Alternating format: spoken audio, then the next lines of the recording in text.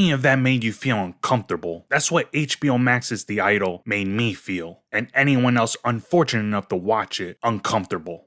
The Idol is about this pop star chick who dresses like she's ready to get blasted in the face. What? Someone came on her face. Getting closer? Ugh. Alright, she already did that. Anyway, one of her pick-me friends takes her to a club where she meets Tedros, who wants to strangle Jocelyn and suck out her talent, because he doesn't have any. He's apparently a cult leader for wannabe music whores too. They're the audience. Make them believe you want to fuck them. Whatever. Basically, it comes down to they have a bunch of kinky sex that makes me want to sink into the center of the universe and die. This is really gonna hurt. But more importantly, he takes control of her career for like a weekend. Get it? And they begin this quest to find her true potential, and to have even kinkier sex that involves her mommy's hairbrush. As they battle Jocelyn's team and her tour at risk of being cancelled again, she wants her music to mean something. She wants to be an idol. Tedros, which sounds like a Final Fantasy villain, is the one to make that happen. Will Jocelyn save her tour in time with her new sex music? Or will her career be buried in the graveyard with all other Hollywood dreams? Let's hope. I'm just a freak, yeah. You know I want it bad. Even though you come out of this needing to file an assault charge, the show kept bringing up this weird moral argument about trauma and art. Another thing we come away with is, this dude really wanted to make something special. And boy did The Weeknd make us think this was special. Cause he went all out like Gomer Pyle from Full Metal Jacket. Truth, Xander, you're more fucking disgusting, fucked up, and depraved than your bitch cunt of a mother! Shocked him again. Please, just don't fucking shock me again. Okay, fine, please. First, we should recap this series, and then I want to answer some very pressing questions. Where in God's name did this idea come from? What was this supposed to be? Questions about the overhaul. And what was this moral argument about? But, you know, it grew into something else. Even though the show was supposed to be about the industry before the overhaul, I wondered whose glory hole this idea shot out of, missed the toilet, slapped it on some college rule paper, and turned it into the new Skinamax known as Max. A simple Google search told me this. The show was inspired by the pop singer contemplating his own relationship to his fans. Abel came to us with a pitch, Levinson said. He said something that I always remember. If I wanted to start a cult, I could. So it's hard to pinpoint, like, exactly the inspiration. But yeah, inspiration, I mean, the first thing I can think about is Dracula, you know? And there you have it. The Weeknd wanted to start a cult.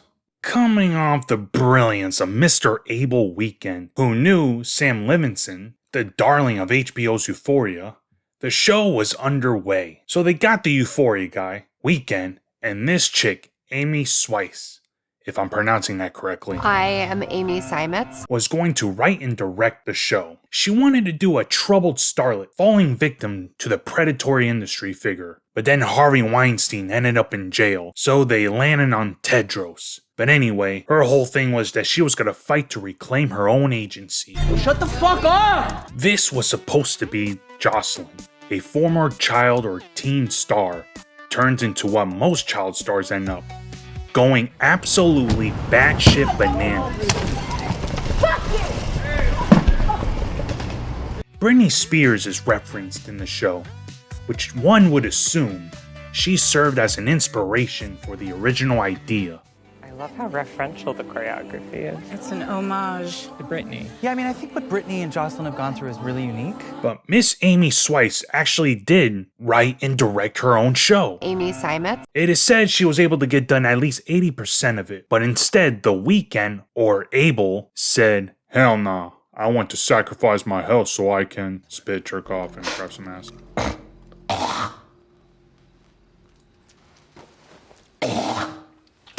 Basically, they scrapped like 80% of what was done and did a lot of recasting. I mean, Jesse fucking Spano was supposed to be in it. I'm so excited! I'm so excited! What did you do? I put something in your drink. Tesfaye, whatever the fuck his name is, Abel Tesfaye, or The Weeknd, wanted to tone down the cult aspect of the story, which I don't think he really did a good job of it. Shock him again. I don't know. And felt concerned that Sweets, or whatever the fuck her name is, Amy Seimetz. initial work on the show leaned too much into the female perspective, which it should, because that's what it's about. And there's actually direct reference in the show to Britney Spears. Which is where, my fucking friends, our story begins. Episode 1, Working Titles. The Song from Hipster Hell. The Kinky Princess and the Rat Tail Fraud. Come Face California. One thing I noticed about this show, there's usually 2 set locations where each episode takes place. And these set locations usually consist of very few scenes that go on for fucking ever. Now, the opening scene is pretty interesting. Jocelyn is framed with a portrait of faces staring with judgment, while she's being instructed to perform with a variety of emotions. Or you can say it kinda looks like the gangbang meme. But for me, it's the gangbang meme. But anyway, I believe it's setting the tone and theme of the story. I guess you can say this is her idol life, being judged by the world for her music and fame by the puppeteering of her team. And this feels like Amy Seimetz. original vision, until it became The Weeknd's beautiful, dark, twisted fantasy arc. Initially wanted to make like a dark, twisted fairy tale. What a wonderful way to start the show. The goal for the entire team for this huge chunk of the episode is to keep the cum off her face. Yeah, but what is it?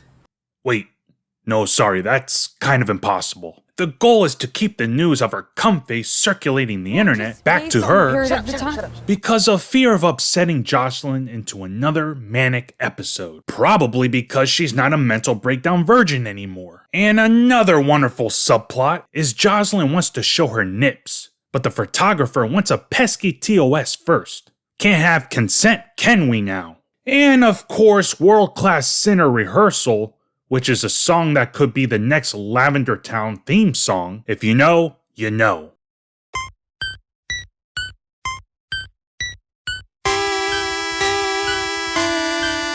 Is consistently playing in the background through all of these subplots circulating around it.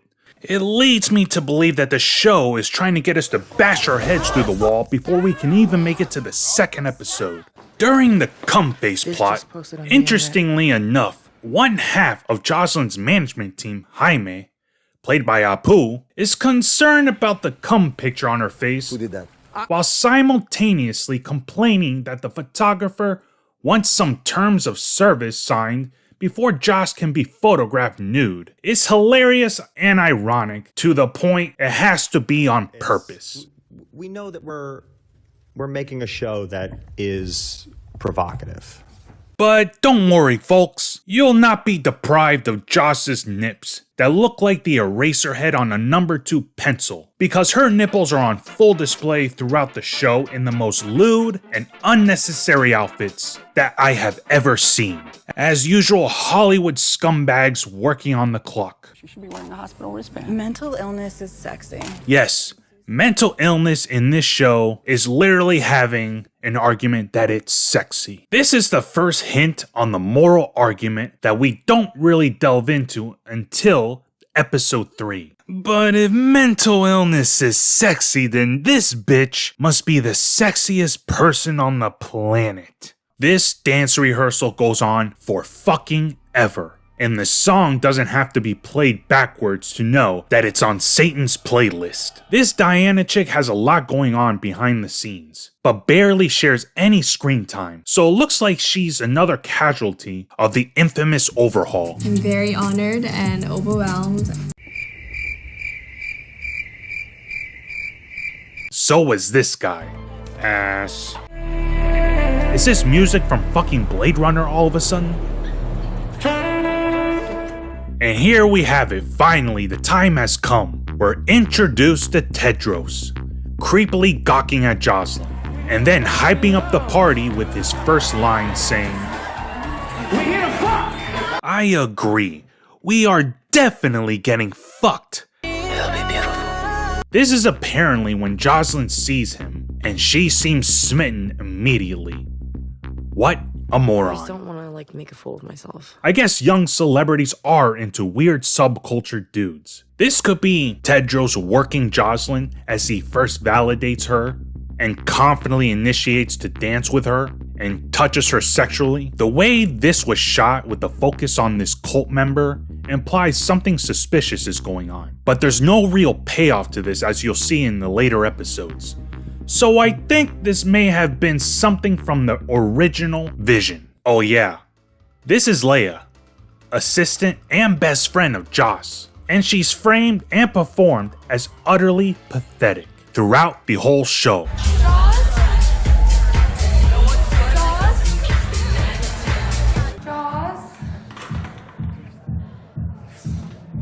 Joss? I have your bag. Hey, Joss? Where the fuck is she? Hey, have any of you guys seen Joss? Here we see that Joss hates her album. I know it works commercially, but I just feel like every time I listen to it, I'm fucking embarrassed. As it's a puppeteering catalog of popcorn trash. Probably the most realistic take on the industry. Here, Joss tries to David Carradine herself. Okay, folks. Who do you answer to? Joss only answers to Morgan Freeman in the sky.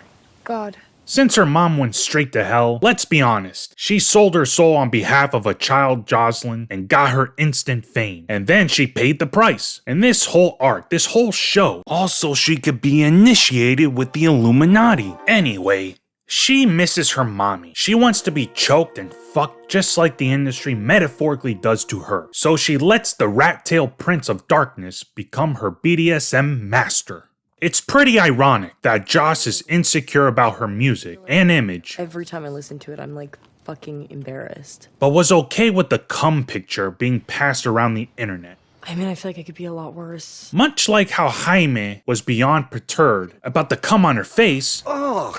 Oh my. But her nips, those marshmallow nips must be out in New York stomping on the Ghostbusters. Darth Tedros. This is it. This is your moment. And when I think back about the overhaul, I think of this moment.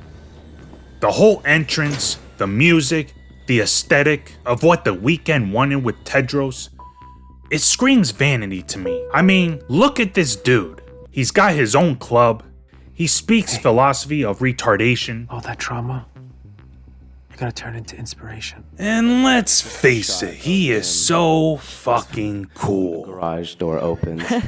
The gate door opens and it's just I couldn't tell if everyone in the theater was laughing because me and Sam and Lily were laughing really hard at that. Best shot ever. But this is by far the sexiest show on the planet. You should at least sing it like you know how to fuck. See? Sexy.